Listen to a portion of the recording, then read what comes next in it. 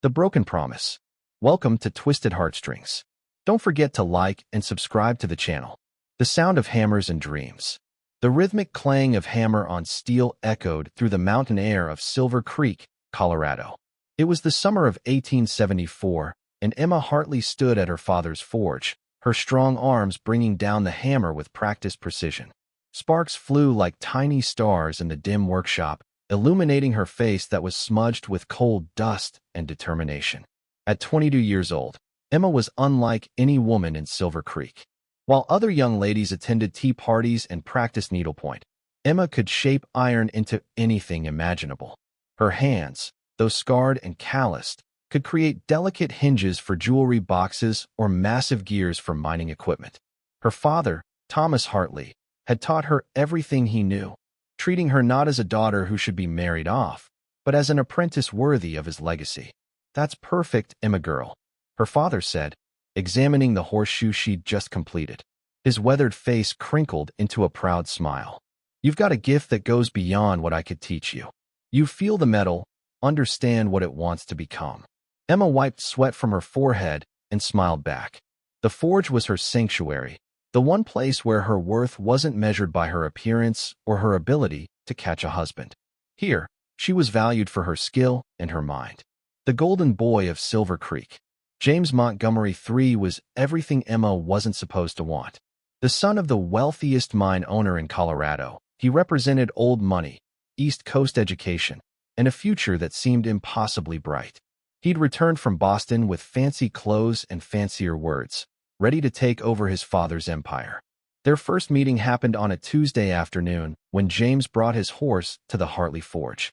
Emma was alone, her father having gone to deliver a custom gate to the church.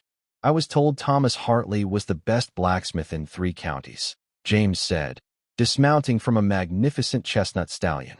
"But I didn't expect to find his beautiful daughter running the shop." Emma bristled at the comment. She'd heard such remarks before, men who couldn't see past her gender to recognize her skill. "My father taught me everything. I can handle your horse just as well as he can." James held up his hands in mock surrender, but his blue eyes sparkled with genuine interest. "I meant no disrespect. In fact, I'm impressed. Most women wouldn't dare approach a forge." "Most women aren't given the chance," Emma replied, taking the horse's reins. She ran her hand along the animal's leg, feeling for the problem. "He's favoring his front left. Stone bruise, probably.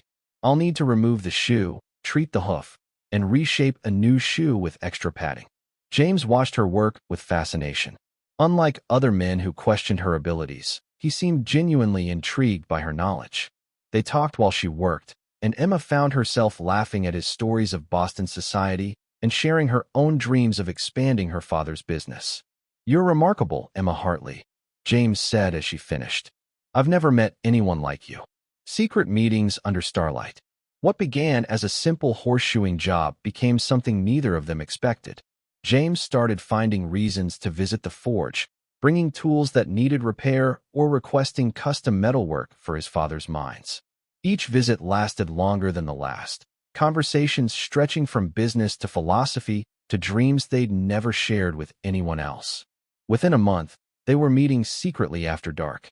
Emma would finish her work at the forge, clean herself as best she could, and slip out to meet James by the creek that gave the town its name. Under the stars, with the water singing over smooth stones, they shared their deepest hopes and fears. "My father expects me to marry Caroline Whitmore," James confessed one night, his arm around Emma's shoulders. "She's from a prominent Philadelphia family.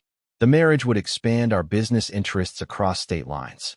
Emma's heart sank, though she'd always known their situation was impossible. "Then why are you here with me?" James turned her to face him, his hands cupping her face with surprising gentleness. "Because when I'm with you, I feel alive for the first time in my life. You're real, Emma. You don't care about my money or my family name. You see me." "I do see you," Emma whispered. "I see a man who's kind and intelligent and funny. A man who treats me like an equal instead of a curiosity."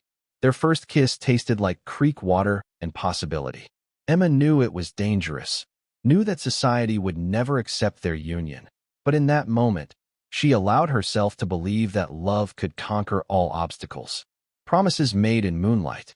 The summer passed in a blur of stolen moments. James would arrive at the forge late at night, after the town had gone to sleep. They would sit by the dying embers of the fire, talking for hours. He told her about his dreams of modernizing his father's mining operations, of treating workers fairly and implementing safety measures that other owners dismissed as too expensive. Emma shared her own ambitions. "Someday, I want to create something truly innovative," she said, her eyes reflecting the forge's glow. "Not just horseshoes and hinges, but machinery that changes how mining is done. Safer equipment that protects workers' lives." "You'll do it," James said with conviction. "You're the most brilliant person I've ever met, Emma. Your mind is as beautiful as your face." One August evening, James arrived with a small velvet box. Inside was a delicate ring with a sapphire that matched Emma's eyes. "It was my grandmother's," he explained. "My father doesn't know I have it. Emma, I know our situation is complicated, but I love you. Will you marry me?" Emma's hands trembled as she held the ring. "Your family will never accept me. I'm a blacksmith's daughter with soot under her fingernails." "Then we'll leave Silver Creek," James insisted. "We'll go to California or Oregon, somewhere we can start fresh. I have money saved, enough to start our own business.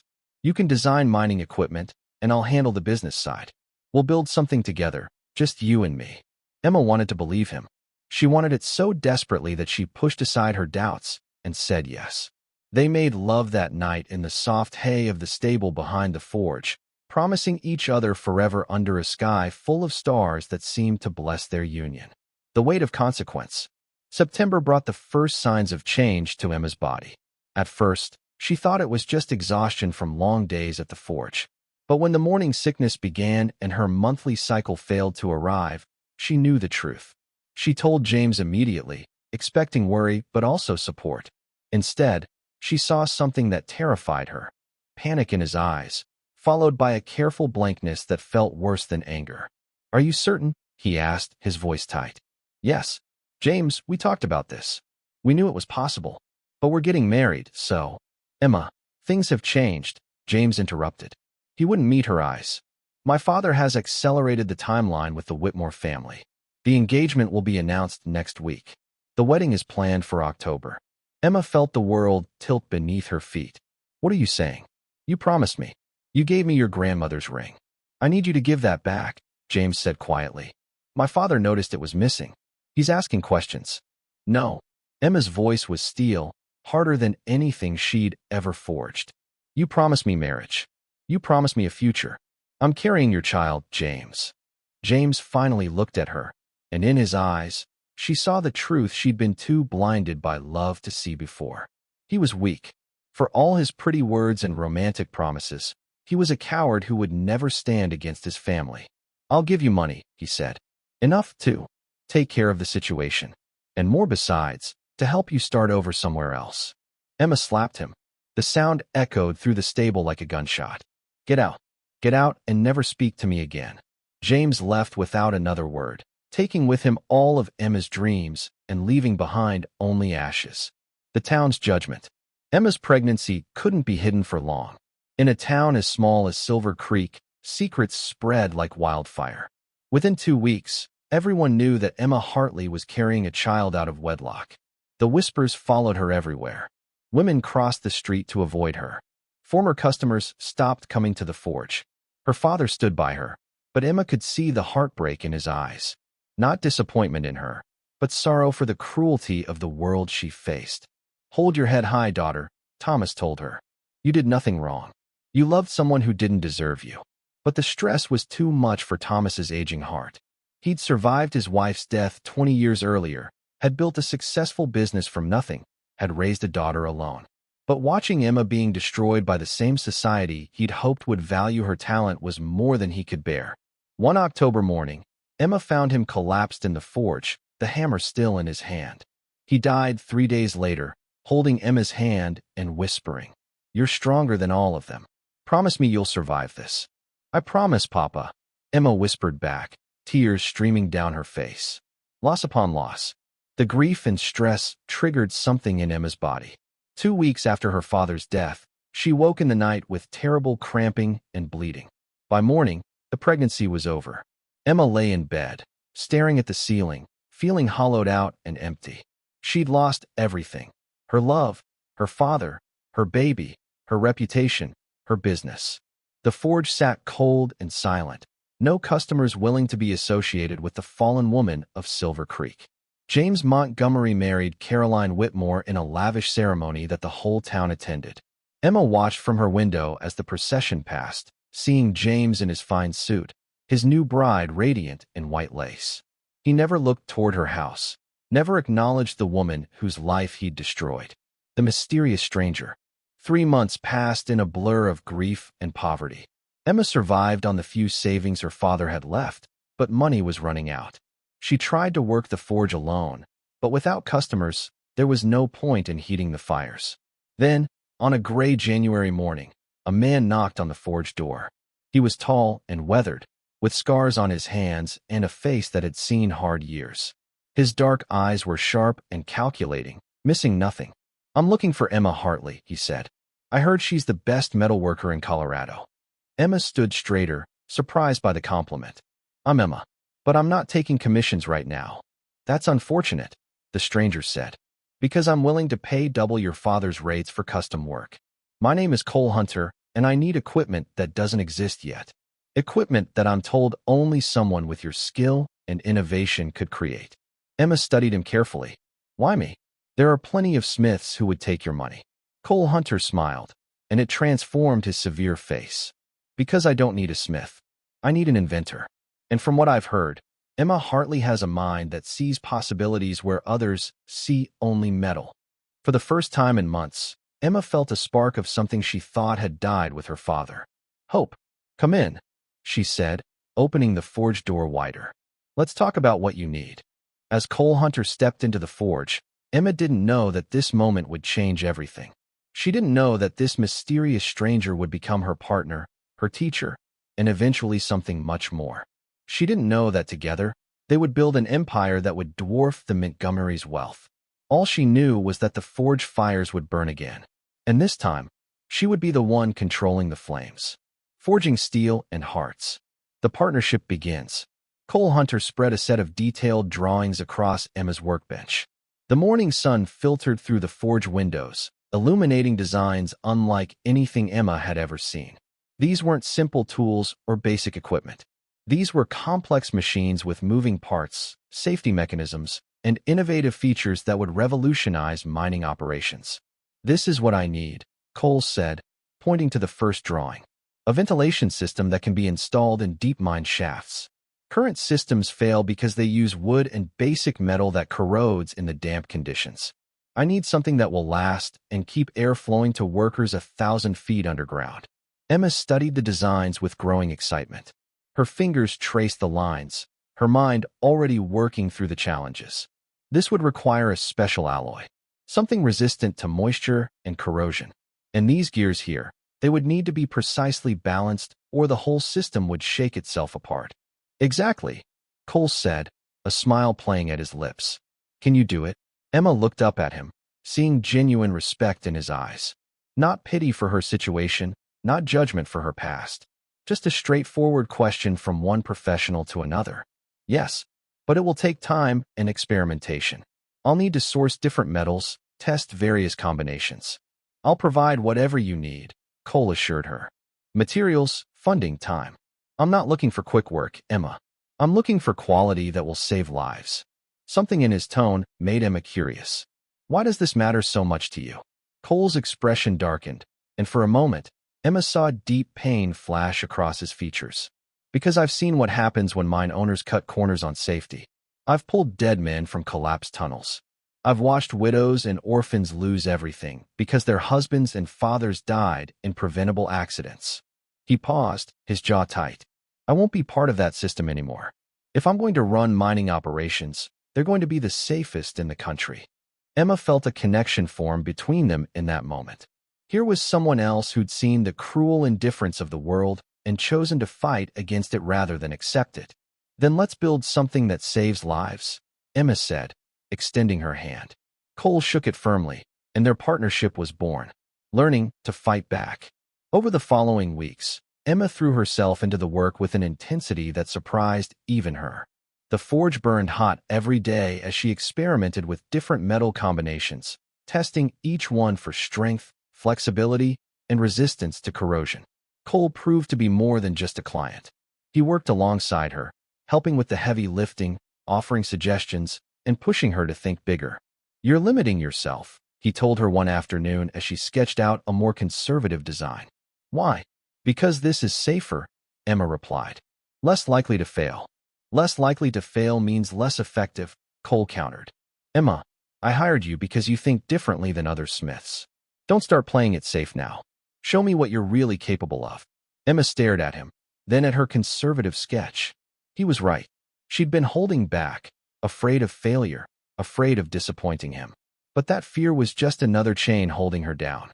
She crumpled the paper and started fresh, letting her imagination run free. The new design was ambitious, incorporating features she'd only dreamed about before. When she showed it to Cole, he grinned like a wolf. "That's what I'm talking about. Now build it." But Cole didn't just teach Emma about taking risks in her work. One evening, as they were closing up the forge, 3 men appeared in the doorway. Emma recognized them as workers from the Montgomery mines, men who used to be friendly but had turned cold after her scandal. "Well, look who thinks she can run a business," one of them sneered. The fallen woman playing at being a man. Emma felt her stomach clench with familiar shame and fear. But before she could retreat, Cole stepped forward. "Leave," he said simply, his voice like iron. "Or what?" the man challenged. "You going to protect your little—" He didn't finish the sentence. Cole moved with frightening speed, grabbing the man by his collar and lifting him nearly off his feet. "I said leave. Don't make me repeat myself." The 3 men scrambled away, their bravado evaporating in the face of Cole's controlled fury. When they were gone, Emma found she was shaking. "Thank you," she whispered. Cole turned to her, his expression serious. "I won't always be here. You need to learn to defend yourself." Over the next month, Cole taught Emma to fight. Not just physically, though he showed her how to throw a proper punch and where to aim for maximum effect. More importantly, he taught her to project confidence, to stand tall, to meet aggression with steady eyes instead of lowered ones. "You survived the worst thing that could happen to you," Cole told her during one lesson. "You lost everything, and you're still standing. That makes you dangerous, Emma. These small-minded people can't break you because you're already broken and rebuilt. You're stronger in the broken places." Emma felt tears sting her eyes. No one had ever put it that way before. Everyone else saw her as damaged, ruined, less than. Cole saw her as a warrior who'd survived a battle, building an empire. The ventilation system was completed in early spring. Cole installed it in one of his smaller mining operations, and the results were immediate and dramatic. Workers reported better air quality, fewer headaches, and increased productivity. Word spread quickly through the mining community. Within 2 months, Emma had 5 new commissions from different mining companies. Each one wanted custom equipment designed specifically for their operations. Emma hired 2 assistants, young men who were willing to learn from a woman if it meant working on revolutionary designs. Cole pushed her to think beyond individual commissions. "You're creating innovations that every mine in the country will need eventually. Don't just sell individual pieces. Create a company. Patent your designs. Build something that will outlast both of us." Emma hesitated. "I don't know anything about running a company." "Then learn," Cole said. "I'll teach you. Business principles, contract negotiation, patent law, everything you need to know." They spent evenings in Emma's small office above the forge, Cole explaining the intricacies of business while Emma took detailed notes. He taught her how to read financial statements, how to identify which clients would pay on time and which would try to cheat her, how to price her work to reflect its true value. "You've been undercharging," Cole said, reviewing her old invoices. "Your father charged fair rates for standard work, but what you're creating is unique. You should be charging 3 times this amount." "But no one will pay that much," Emma protested. "The right clients will. The ones who understand that spending more upfront saves money and lives in the long run." He looked at her seriously. "Emma, you need to start seeing yourself as what you are, the most innovative metal worker in the Western Territories. Price yourself accordingly." Emma took his advice, and to her surprise, clients paid without complaint. In fact, the higher prices seemed to increase her credibility. Within 6 months, Hartley Innovations was the most sought-after name in mining equipment manufacturing. The Montgomery empire crumbles. As Emma's business grew, troubling rumors began circulating about Montgomery mining. Workers reported missed payments. Suppliers complained about unpaid invoices. Cole, with his extensive connections in the mining industry, heard things that concerned him deeply. James Montgomery is in trouble, Cole told Emma one evening. His expansion into new territories was financed with borrowed money. But the mines aren't producing as expected, and creditors are starting to circle. Emma felt a complicated mixture of emotions at the news. Part of her took satisfaction in James's struggles. But another part, the part that had loved him once, felt sad that things had come to this. There's more. Cole continued, his expression grim. I've been investigating Montgomery's operations, and I found evidence of fraud. He's been inflating production reports to investors, cooking the books to hide losses, and blaming equipment failures when the real problem is his own mismanagement. Why are you investigating him? Emma asked, though she suspected she knew the answer. Cole met her eyes directly. Because men like James Montgomery don't just destroy the women they seduce and abandon. They destroy workers, investors, entire communities. And because, he paused, seeming to wrestle with something. Because you deserve to see that his success was built on lies while your success is built on genuine skill and hard work. Emma felt warmth spread through her chest. Cole had been working to prove that she deserved better, that James's betrayal was his failure, not hers. What are you going to do with this information? She asked. That depends on you, Cole replied. These are your decisions to make, Emma. I'm just providing you with options. Emma thought about it for a long moment. She could expose James, destroy him as he destroyed her. The evidence was there. But she realized something important. She didn't need revenge to feel whole again. Her success wasn't about bringing James down. It was about building herself up. Keep the evidence safe, she finally said. But don't release it yet. Let's see how this plays out naturally. Cole nodded with approval. That's a wise decision. Revenge sought desperately always costs more than it's worth. But justice that comes as a natural consequence of someone's actions? That's just the world balancing itself out. Growing closer. As spring turned to summer, Emma noticed a change in her feelings toward Cole. What had started as professional respect had deepened into something more complex. She found herself looking forward to their evening business sessions, not just for the education, but for his company. She noticed the way his eyes crinkled when he smiled, the gentle way he handled her father's old tools, the passion in his voice when he talked about worker safety. One evening, after a particularly successful installation of Emma's new cable system in one of Cole's mines, they celebrated with dinner in Emma's small apartment above the forge. She'd cooked a simple stew, but Cole praised it like it was a feast. You know, Emma said, gathering her courage, you've never told me your full story. Why you left outlaw life behind. What those scars on your hands mean. Cole was quiet for a long moment, staring into his coffee cup. When he finally spoke, his voice was rough with old pain. I wasn't always the man you see now. 10 years ago, I ran with a gang that robbed stagecoaches and trains. We told ourselves we were taking from the rich, but the truth was we were just thieves. One day, we hit a stage we thought was carrying gold. Instead, it was carrying families. There was a girl, maybe 10 years old, who looked at me with such terror that something broke inside me. He paused, his hands clenching into fists. I couldn't do it anymore. I turned my gun on my own gang, helped the families escape. Got shot 3 times for my trouble. These scars. He held up his hands, showing the puckered marks on his palms. Got these from crawling through broken glass to reach cover. What happened after? Emma asked softly. I survived, obviously. Turned myself in, served 5 years in territorial prison. When I got out, I had nothing. But I'd learned metalworking in prison, and I'd seen how many men died in the prison mines because of poor equipment. I decided that if I was going to rebuild my life, I'd do it by actually helping people for once. Emma reached across the table and took his scarred hand in hers. You're a good man, Cole Hunter. Whatever you were before doesn't matter. It's who you choose to be now that counts. Cole looked at their joined hands, then up at her face. The vulnerability in his eyes took her breath away. You're the strongest person I've ever met, Emma. You were knocked down by the world, and you got back up. You took your pain and turned it into something beautiful and useful. I admire you more than I can say. I couldn't have done it without you, Emma admitted. You gave me a reason to light the forge again. You showed me I was worth more than the town's judgment.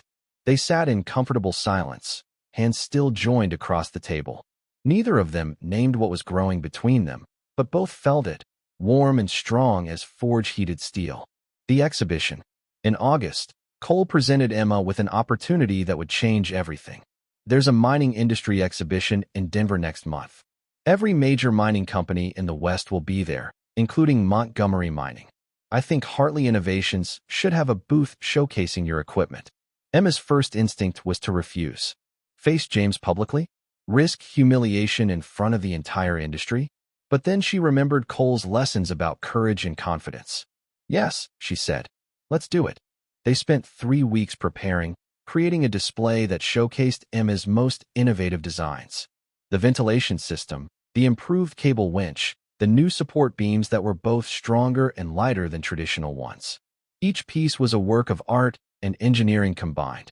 The exhibition opened on a bright September morning. Emma stood beside her booth, wearing a practical but well-made dress that Cole had insisted on buying for her. She'd argued against accepting such an expensive gift, but Cole had been firm. This is a business investment, he'd said. You need to look like the successful innovator you are. Consider it part of your company's operating costs. Now, standing in the exhibition hall, Emma was glad she'd listened. Mining executives and engineers stopped at her booth, drawn by the quality of the work on display. They asked technical questions that Emma answered with confidence and expertise. Several placed orders on the spot. And then James Montgomery appeared. He looked older, Emma thought. There were lines around his eyes that hadn't been there a year ago, and his expensive suit couldn't hide the stress in his posture. His wife Caroline stood beside him, beautiful and cold as a marble statue. James saw Emma and froze. Color drained from his face. For a moment, Emma saw fear in his eyes, and she understood. He'd left her broken and poor, expecting her to disappear into obscurity or disgrace. Instead, she stood before him successful and confident, surrounded by evidence of her talent and achievement. Miss Hartley, James said stiffly, unable to avoid acknowledging her in such a public setting. I see you've found employment. Emma smiled, and it was genuine.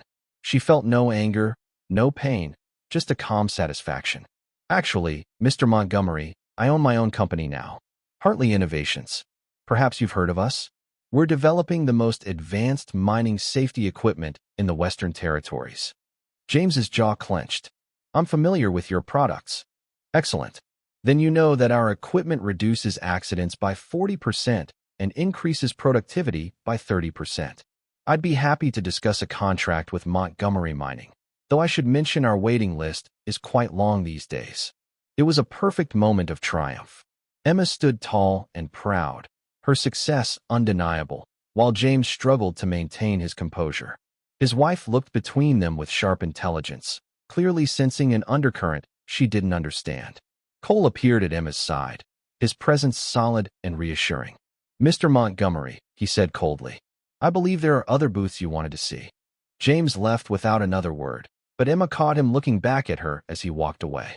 She saw regret in his eyes, and perhaps recognition of what he'd thrown away. You were magnificent, Cole murmured in her ear. I feel magnificent, Emma replied, surprised by her own truth. She'd faced her past and discovered it no longer had power over her. She was free. New beginnings. The exhibition was a massive success. Emma returned to Silver Creek with contracts worth more than her father had earned in his entire life. But more valuable than the money was the shift in how the town viewed her. Suddenly, people who'd crossed the street to avoid her wanted to congratulate her, to claim they'd always known she'd succeed, to pretend they'd never shunned her. Emma was polite but distant. She'd learned who her real friends were during her darkest days, and those were the relationships she valued. One person who'd surprised her was Reverend Matthews. He visited her forge one afternoon, looking embarrassed but determined. Miss Hartley, he said, I owe you an apology. When you needed the church's support, I failed you. I let public opinion influence me instead of standing by Christian principles of compassion and forgiveness. I'm ashamed of my behavior. Emma was moved by his sincerity. Thank you, Reverend. That means more than you know. As fall settled over Silver Creek, Emma found herself happier than she'd been in years. Her business was thriving. She'd proven her worth to the industry, and her friendship with Cole had deepened into something neither of them could deny anymore. One October evening, as they worked side by side in the forge, Cole suddenly stopped what he was doing. "Emma," he said, "I need to tell you something." She looked up from the gear she was shaping. "What is it?" "I'm in love with you," Cole said simply. "I have been for months. I've tried to keep it professional, tried to just be your business partner, but I can't anymore. You're in my thoughts from the moment I wake until I fall asleep. You're the strongest, smartest, most remarkable woman I've ever known, and I love you." Emma's heart raced. "Cole, wait," he interrupted gently. "Before you respond, I need you to know something. I'm not James Montgomery. I won't make you promises I can't keep. I won't run when things get difficult. I'm offering you a real partnership, Emma, in business and in life. But only if that's what you want.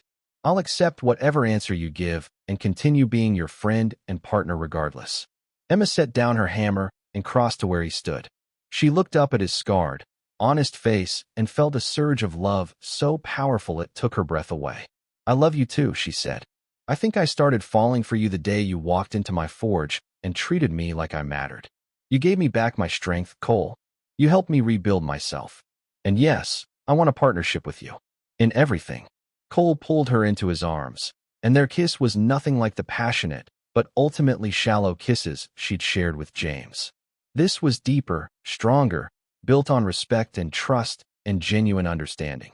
As Emma looked into Cole's eyes, she realized something profound. Her heartbreak over James hadn't been the end of her story. It had been the beginning of a better one. Iron will and justice. The storm gathers. Winter arrived early in Silver Creek that year, bringing snow that piled high against the forge walls and winds that howled through the mountain passes. But inside Hartley Innovations, the fires burned hot and bright. Emma's business had expanded beyond her wildest dreams. She now employed 12 workers, had opened a second workshop, and held patents on 7 different pieces of mining equipment. Cole had become not just her business partner, but her constant companion. They worked side by side during the day and spent evenings planning their future together. Cole had proposed properly on Christmas Eve, presenting Emma with a ring he'd designed himself, featuring interlocking gears as a symbol of how their lives had meshed together. "I want to marry you in the spring," Cole said as he slipped the ring on her finger. "I want everyone in Silver Creek to see that you're not just surviving, Emma. You're thriving. And I want to be beside you as your husband, your partner, and your biggest supporter." Emma had cried happy tears for the first time in years. Yes, 1,000 times yes. But their happiness was about to be tested. In early January, disturbing news reached them through Cole's network of contacts in the mining industry. James Montgomery was in serious financial trouble, worse than anyone had suspected. His company was on the verge of collapse, and desperate men do desperate things. "He's been embezzling from his investors," Cole told Emma one snowy evening. "Not just inflating reports anymore. He's actually stealing money, moving it through false accounts, blaming losses on equipment failures and worker incompetence. The evidence is solid." Emma studied the documents Cole had spread across her desk. Bank statements, ledgers, testimony from workers who'd been blamed for Montgomery's failures. It was damning evidence that would send James to prison. "There's more," Cole said grimly. "He's been sabotaging competing mining operations.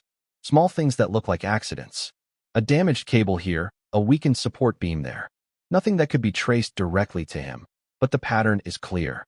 Emma felt cold dread settle in her stomach. "Cole, we use Montgomery-adjacent suppliers sometimes. Could he?" "That's exactly what I'm worried about," Cole interrupted. "If he's desperate enough to destroy competitors, and if he blames you for his downfall, he might try something." Emma's jaw set with determination. "Then we need to move first.